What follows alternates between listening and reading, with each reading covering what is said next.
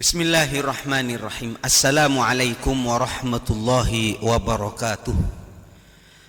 Bismillah, alhamdulillah, wassalatu wassalamu ala rasulillah Sayyidina Muhammad ibn Abdillahi wa ala alihi wa ashabihi wa man tabi'ahu wa walah, amma ba'du. Ma'asyiral muslimin dimanapun saja berada, mari bersyukur kepada Allah atas segala nikmatnya. Salawat dan salam semoga selalu terlimpahkan keharibaan junjungan kita Nabi besar Muhammad sallallahu alaihi wasallam. Para jemaah, kalau kita berbicara tentang janji Allah, maka kita akan meyakini bahwa janji Allah akan pasti ditepati. Bila Allah berjanji, maka Allah akan menepati janjinya, karena Allah menyampaikan la yukhliful mi'ad. Allah subhanahu wa ta'ala tidak akan pernah ingkar janji. Mengapa saudara-saudara sekalian bahasan ini perlu diangkat? Karena di dalam kitab Nasaihul Ibad misalnya diterangkan wala wafa'a lil muluk, dan para raja itu tidak pernah menepati janji, atau minim para raja itu biasanya hobinya ingkar janji. Wala wafa'a lil muluk. Saya bukan menuduh, bukan. Biasanya kalau masih kampanye, masa-masa pemilihan, banyak janji-janji yang disampaikan. Akan begini, akan begitu, janji saya akan begini, akan begitu, nanti kalau saya jadi. Kalau jadi beneran, wassalam. Wala wafa'alil muluk. Maka dalam hal ini Allah sebagai rajanya raja, pejabatnya pejabat, Allah subhanahu wa ta'ala malikul mulk, rajanya raja, raja di raja. Kalau ada orang kuasa, Allah di atasnya. Kalau ada orang yang hebat, Allah lebih hebat. Kalau ada penguasa, Allah lebih berkuasa. Maka Allah menyampaikan la yukhliful mi'ad, tidak pernah ingkar janji. Maka dalam malam ini saudara kita pelajari apa saja janji-janji Allah. Yang pertama di dalam Al-Baqarah 152, Allah mengingatkan, Fadhkuruni adhkurkum, Fadhkuruni adhkurkum, Fadhkuruni, maka zikirlah engkau kepadaku, ingatlah engkau kepadaku, adzkurkum, maka aku akan ingat kepada kamu. Kalau kau menyebut namaku, aku juga akan menyebut namamu. Aku akan banggakan dirimu di hadapan para malaikatku. Artinya kalau kita berzikir kepada Allah, Allah akan memberi solusi dari persoalan yang kita hadapi. Kalau kita punya masalah, Allah akan berikan jalan keluar dari masalah yang kita hadapi sesulit apapun. Maka berzikirlah, ayo. Zikir disesuaikan dengan situasi dan kondisi. Kalau kita mendapatkan nikmat berzikir, alhamdulillah, alhamdulillah, terima kasih Allah. Kalau kita mendapatkan musibah, berzikir apa? Inna lillah wa inna ilaihi raji'un.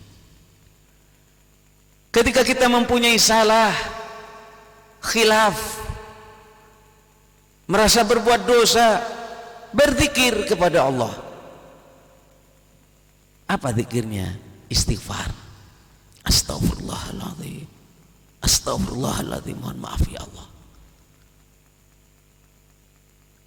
Maka saudara-saudara sekalian berzikir dengan kalimat istighfar hamdalah, takbir, Allahu Akbar, zikir yang paling utama, afdalu dzikri la ilaha illallah. Di saat berjanji kita berzikir insyaallah.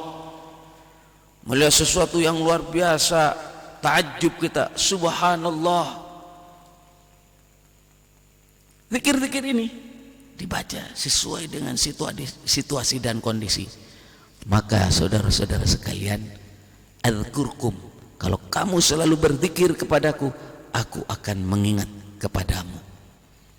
Insyaallah persoalan-persoalan kita yang kita hadapi di dalam kehidupan ini, Allah akan dampingi, Allah akan berikan jalan keluar kalau kita selalu berzikir kepada Allah.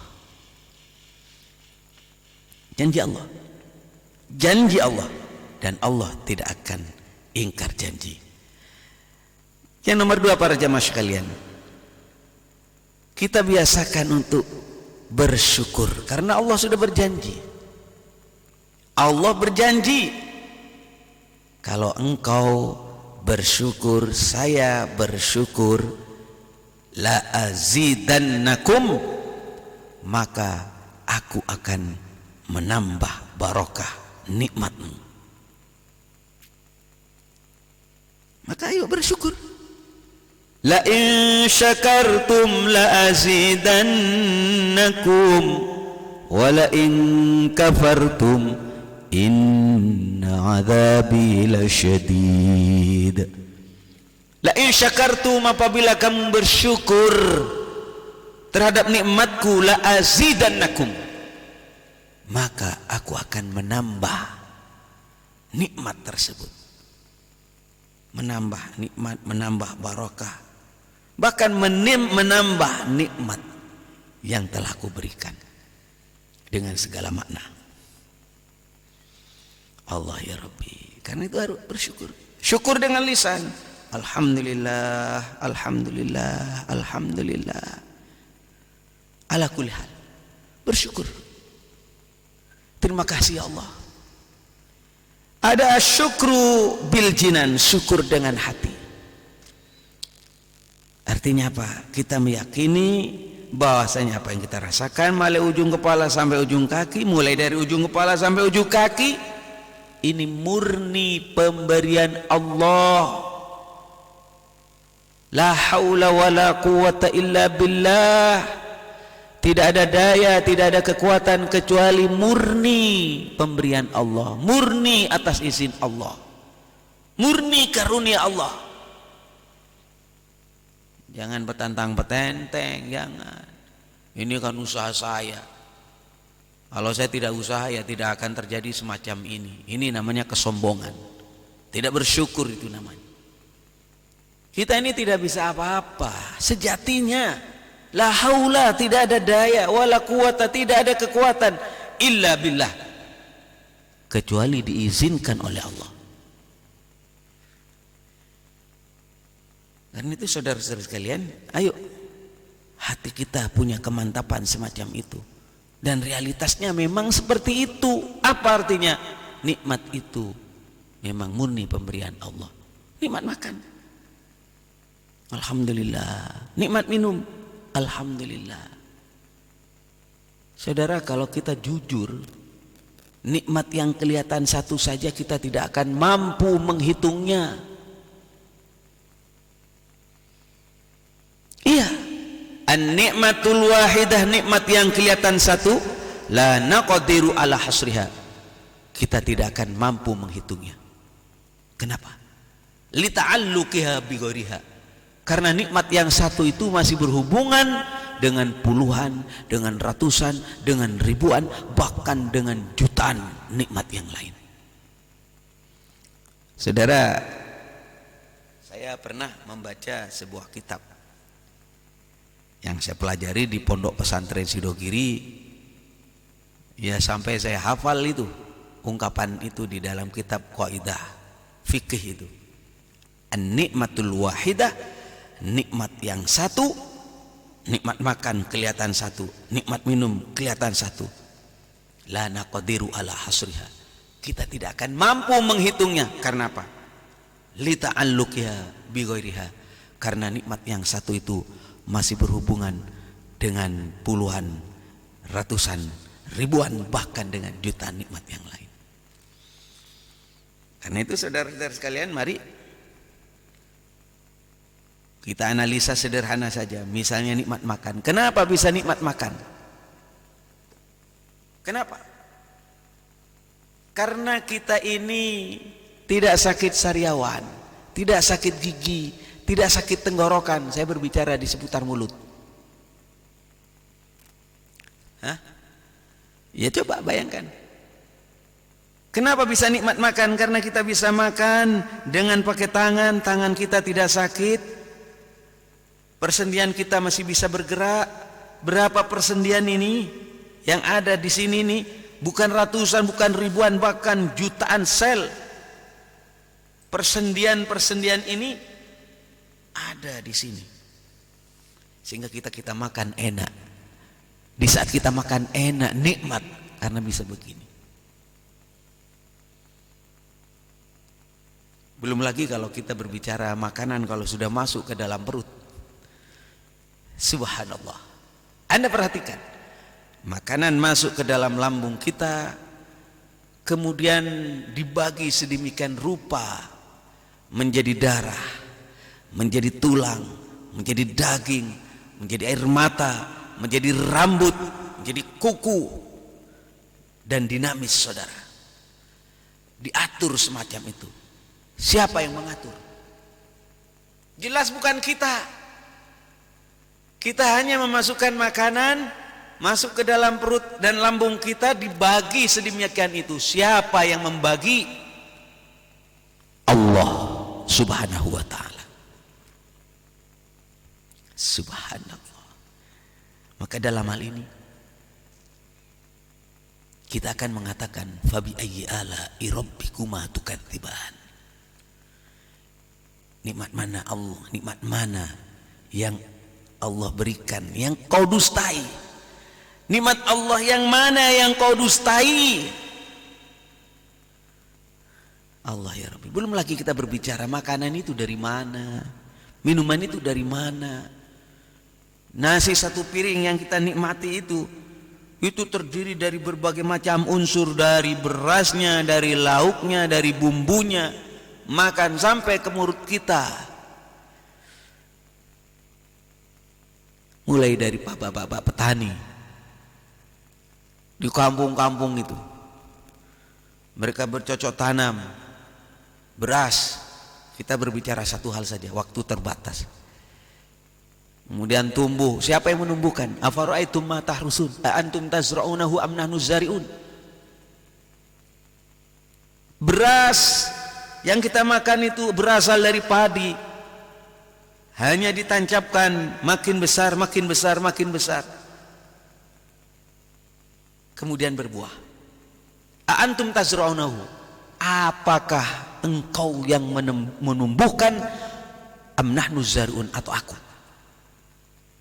Jelas bukan kita, tapi Allah Subhanahu wa ta'ala. Belum lagi berbicara minuman, saudara. Makanan ada yang rasa asin, rasa manis, rasa kecut. Wah, bisa kita bayangkan itu. Siapa yang menjadikan itu semua? Allah Subhanahu wa ta'ala. Karena itu, mari dalam hati kita mempunyai sebuah keyakinan bahwasanya kita mensyukuri nikmat dengan hati, karena ini semua murni pemberian Allah. Dan syukur yang nomor 3 adalah asyukru bil jawarih, syukur dengan anggota badan. Kita rasakan mulai ujung kepala sampai ujung kaki nikmat dari Allah. Mari kita gunakan untuk ibadah kepada Allah. Ketika kita mendapatkan nikmat, berbagi. Dan sadarlah saudara, di saat kita berbagi, sejatinya kita sedang mengambil lebih banyak. Kalau Anda bersedekah, sejatinya Anda sedang mengambil lebih banyak dari apa yang kau sedekahkan. Kok bisa Pak Kiai? Allah sudah berjanji. Janjinya apa?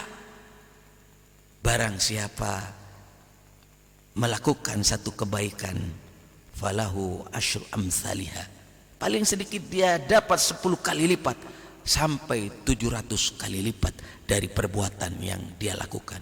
Sedekah satu akan dibalas 10 kali lipat sampai 700 kali lipat. Luar biasa. Maka saudara, di saat kita melaksanakan sholat yang didahului dengan takbir Allahu Akbar, kemudian terakhir ditutup dengan salam, sejatinya kita sedang melakukan 3 syukur. Syukur dengan lisan, syukur dengan hati, dan syukur dengan anggota badan.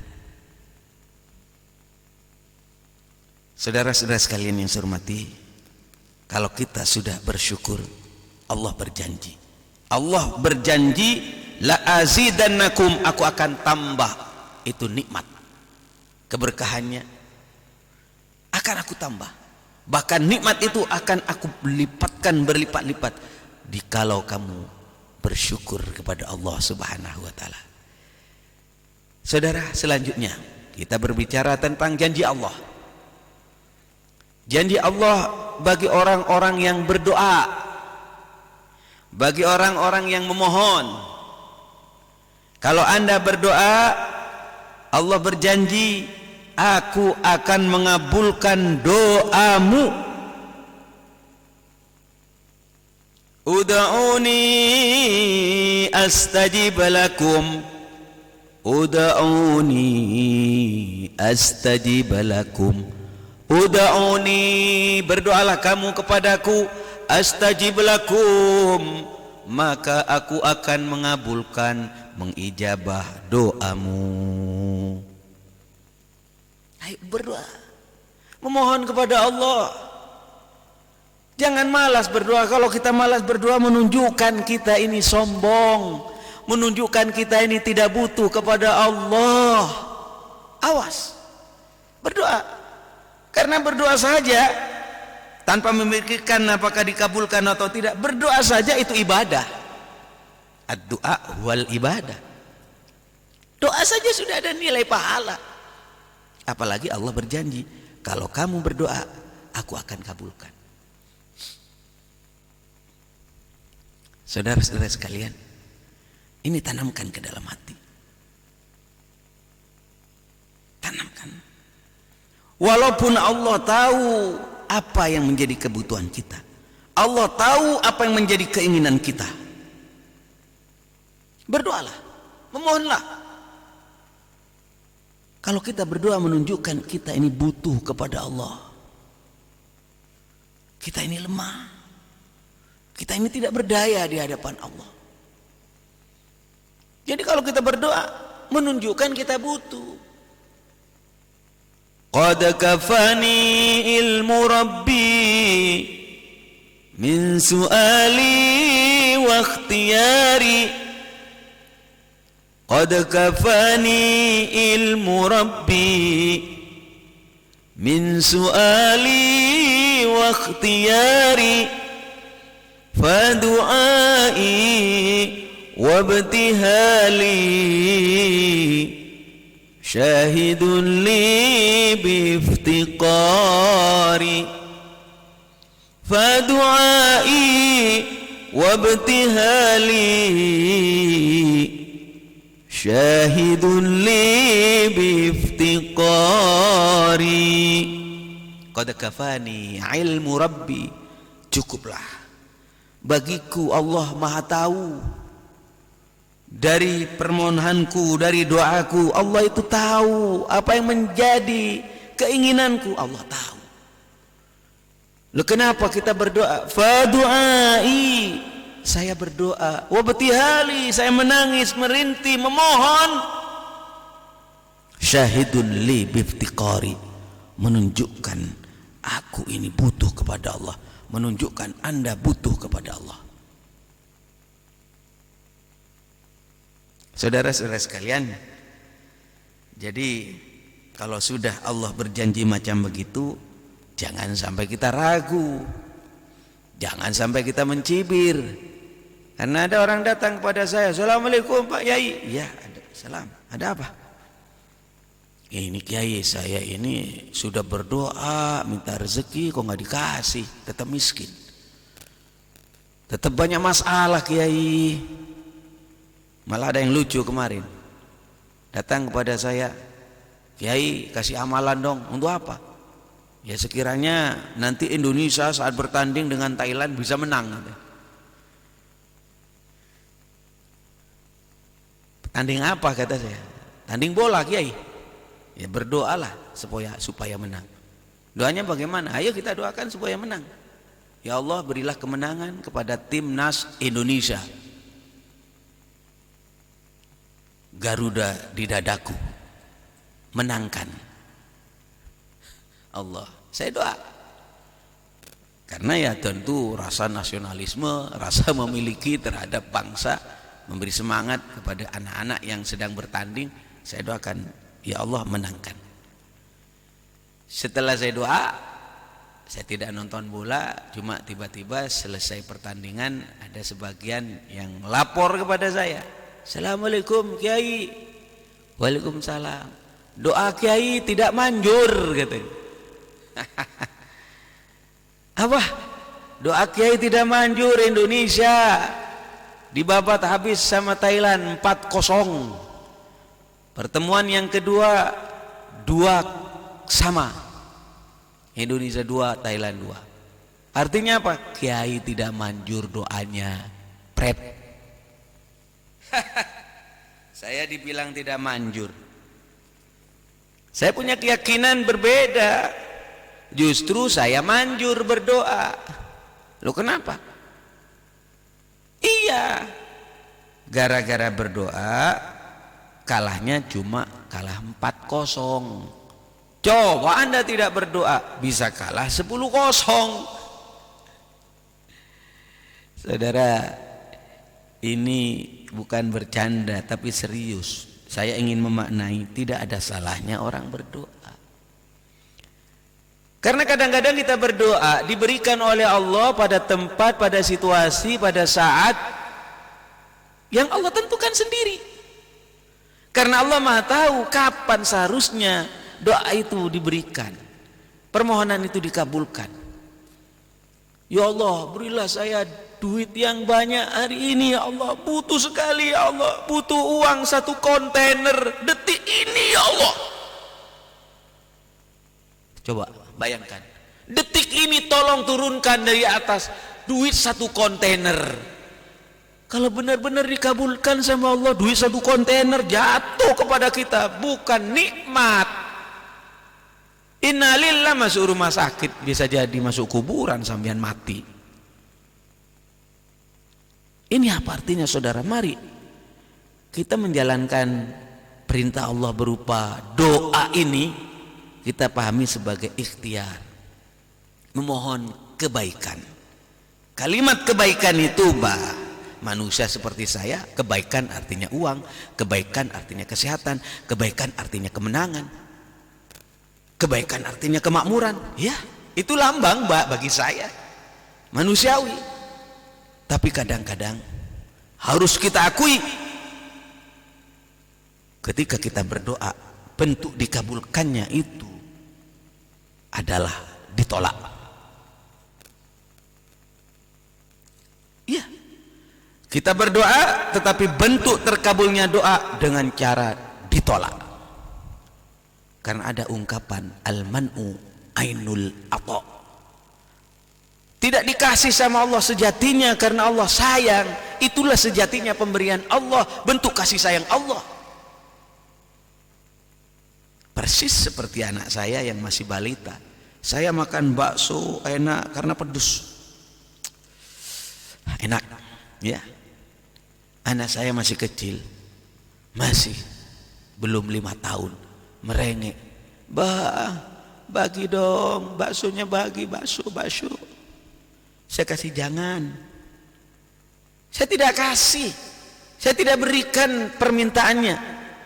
Dia menangis, saya kasih. Saya tidak kasih. Kenapa? Karena kalau saya kasih, bukan saya sayang, malah bisa mencret anak saya, bisa kepedesan, bisa nangis. Karena itu saya tolak, saya tidak kasih. Kenapa? Bahaya kepada dia. Nah itulah cara berpikir kita. Ketika kita berdoa, doa itu perintah Allah. Kalau kita berdoa, Allah kabulkan doa kita. Kapan, di mana, serahkan kepada Allah. Ini saudara-saudara sekalian. Tapi yang pasti pelajaran ini ingin saya tegaskan, Anda berdoa, aku katanya Allah yang akan mengabulkan. Selanjutnya para jemaah sekalian, Allah berjanji kepada orang yang mau beristighfar. Allah berjanji kepada orang yang mau minta ampun, minta maaf, mengakui kesalahannya. Aku ampuni kesalahan dia. Aku akan maafkan kesalahan dia. Dan aku akan beri keselamatan dari musibah yang akan menimpa di tengah-tengah masyarakatnya. Dia akan selamat. Wa ma kana Allahu mu'adzibahum wa hum yastaghfirun. Wa ma kana Allah mu'adzibahum, dan Allah Subhanahu wa taala tidak akan mengadab satu kaum itu wa hum yastaghfirun, sedangkan mereka mau membaca istighfar, mereka mau mengaku salah, mengaku banyak dosa. Ya Allah saya banyak dosa, ya Allah saya banyak salah, ya Allah saya zalim. Kalau ada orang macam begini, aku akan ampuni dosanya, dan aku tidak akan memberi azab kepada orang yang mau baca istighfar, yang mengakui terhadap kesalahan dan dosanya. Ini janji Allah. Berapa dosamu banyak, berapa dosamu besar, Anda jangan putus asa. Ya biarinlah dosa-dosa sekalian, neraka-neraka sekalian, sudah saya sudah brengsek, sudah bajingan tengik saya, udahlah neraka sekalian, sudahlah. Jangan dong, jangan. La tayasu min rahmatillah, jangan sampai kau putus asa dari rahmat Allah. Berapa dosamu? Allah yang akan mengampuni dosamu. Innallah yaghfiru dzunuba jami'a. Allah akan mengampuni dosamu. Tidak peduli sejahat apapun kau, tidak peduli sebrengsek apapun kelakuanmu, sebesar apapun dosamu, wala ubali. Aku tidak peduli katanya Allah. Aku akan ampuni jikalau kau benar-benar taubatan nasuha, tobat sebenar-benar tobat, tidak akan mengulangi lagi. Kapok ya Allah, selesai. Janji Allah. Anda baca istighfar, Anda baca mengaku salah, maka Allah akan mengampuni dosamu, memaafkan kesalahanmu. Selanjutnya para jamaah sekalian, Allah Subhanahu wa taala berjanji kepada orang-orang yang bertakwa, orang yang takut kepada Allah, orang yang menjalankan perintah Allah dan menjauhi larangannya. Allah berjanji akan memberikan jalan keluar dari kesulitan yang ia hadapi, dan Allah berjanji akan memberi rezeki dari jalan yang dia tidak duga.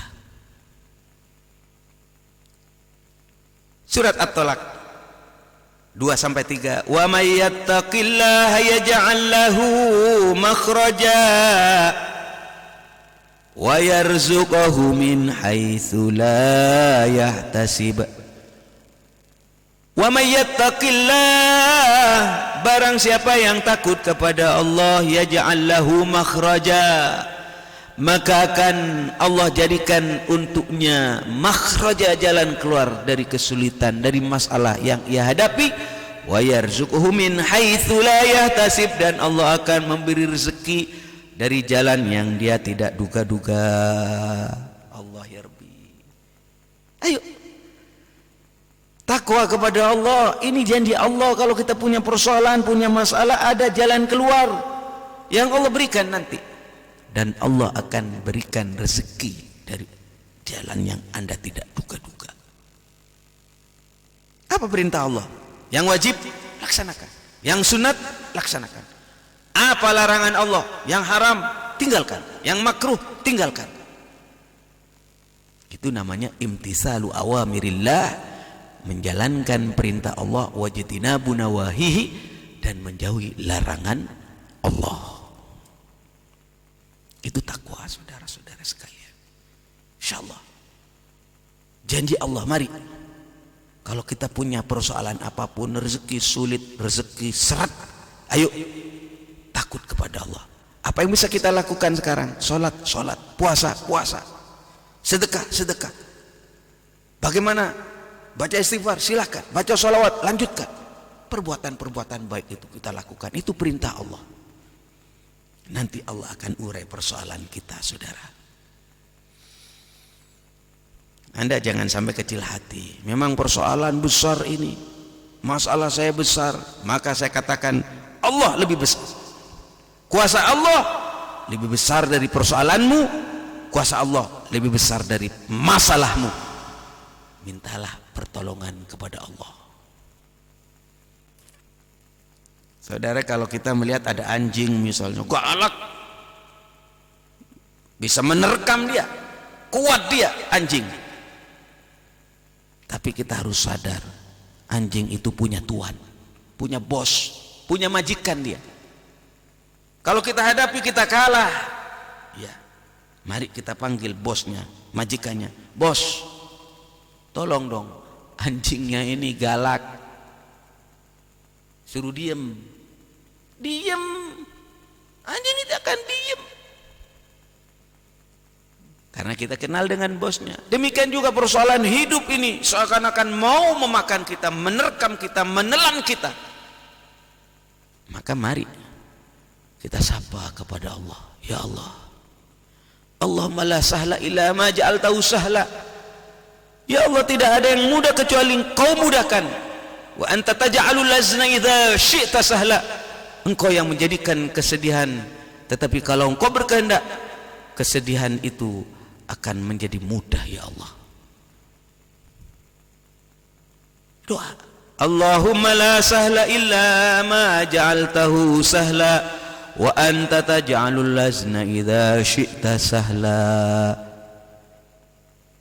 Saudara-saudara sekalian, mari kita takut kepada Allah, jalankan perintah Allah, jauhi larangan Allah. Allah akan memberi jalan keluar dari persoalan yang kita hadapi.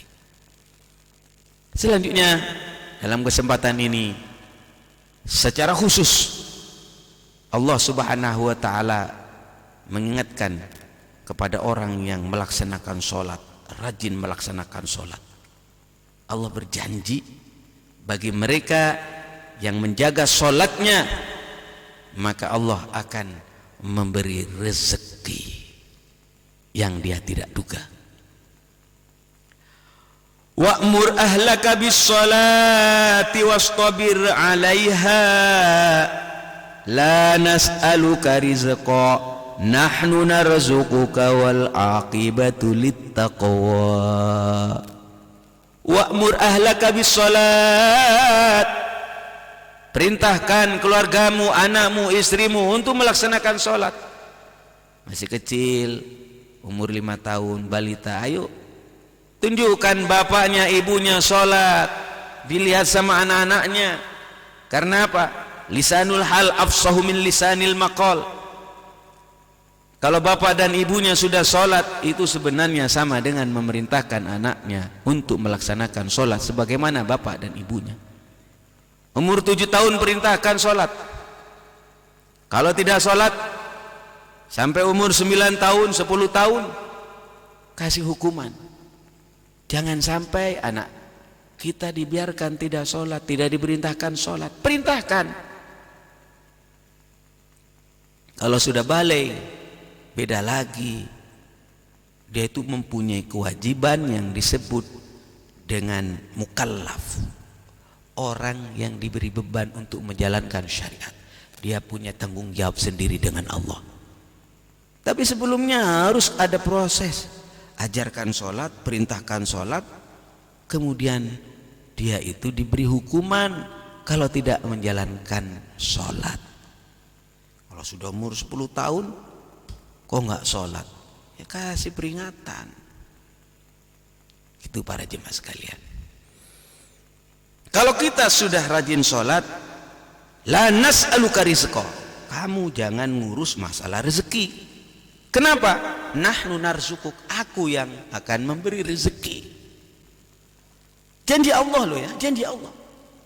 Wal akibatu littaqwa, dan akibat yang baik ini adalah milik bagi orang-orang yang takwa, yang mau menjalankan perintah Allah dan menjauhi larangan Allah. Ayo ajak salat. Insyaallah saudara-saudara sekalian, salat ini akan menjadi penyejuk kepada jiwa kita, karena kita selalu berhubungan dengan Allah Subhanahu wa taala. Mudah-mudahan apa yang saya sampaikan ada guna dan manfaatnya. Insyaallah dalam kesempatan lain kami akan sampaikan berkaitan dengan janji Allah yang pasti Allah akan tepati.